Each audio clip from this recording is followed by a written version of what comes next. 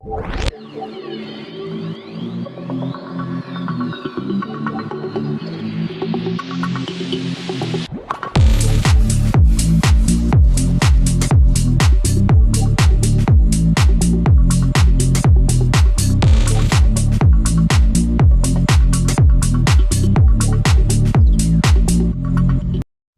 mga kamiwards! Welcome back again to our channel. So for today's video guys, ako po ay magbibigay ng aking opinion at ang aking reaction. Ito po lang po yan ay akin, at kung meron po kayong reaction tungkol po sa aking mga video or sa aking mga updates today, ay pwede nyo po yan i-comment po sa baba ng aking video na ito. Kaya guys, ang aking opinion at ang aking reaction ay tungkol po kay Miss Maymay Entrata at kay Edward Barber. Ito po ay aking sarili kong opinion. Kung meron po kayong masasabi, just comment down below. Una po ang aking pong reaksyon tungkol po kay Edward Barber. Kung ano po yung masasabi ko, yun po ay aking sariling opinion. Gaya na sinabi ko, kung hindi nyo nagustuhan ang aking opinion, just comment down below. Si Miss Maymay Entrata at si Edward Barber ay nagkalab din sila sa loob ng 6 years. Mula noong pandemic ay hindi na natin sila napanood. Wala ng project na sila ay magkasama. Ang huling pinagsama nila ay ang kanilang pelikula na Princess Diaries. Pagkatapos noon ay hindi na ito nasundan. Yun araw na yun na isang pandemic ay gumawa sila ng pelikula, yun nga ang Princess Diaries.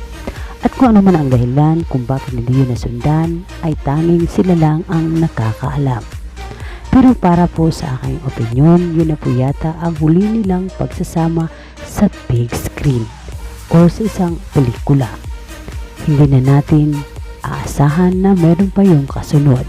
Kung sakaling meron man yung kasunod na kanilang pelikula, ayun po ay ikatutuwa lahat ng mga Mayward fans. Marami pa rin kumakapit na balang araw ay babalik ang Mayward bilang isang love team. Pero sa ngayon ay nakikita po natin na si Miss Maymay Entrata ay naging matagumpay sa kanyang singing career.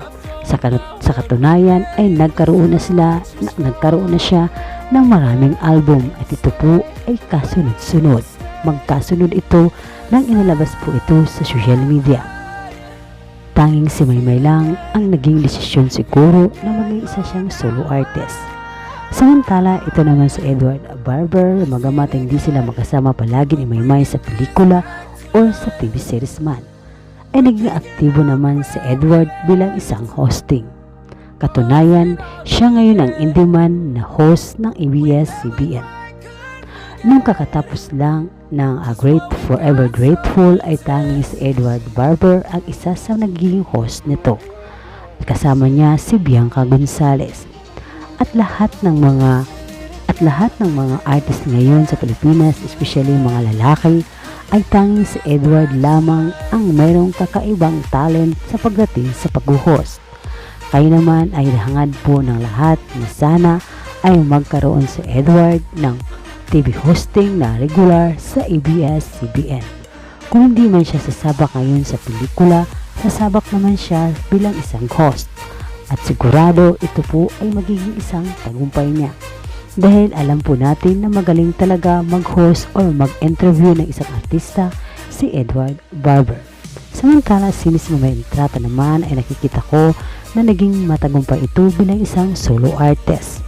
Kung sakali man na magkaroon sila ng chance na makasama ni Edward Barber, yun po ay ikakatuwa ko at ikakatuwa lahat ng mga Mayward fans.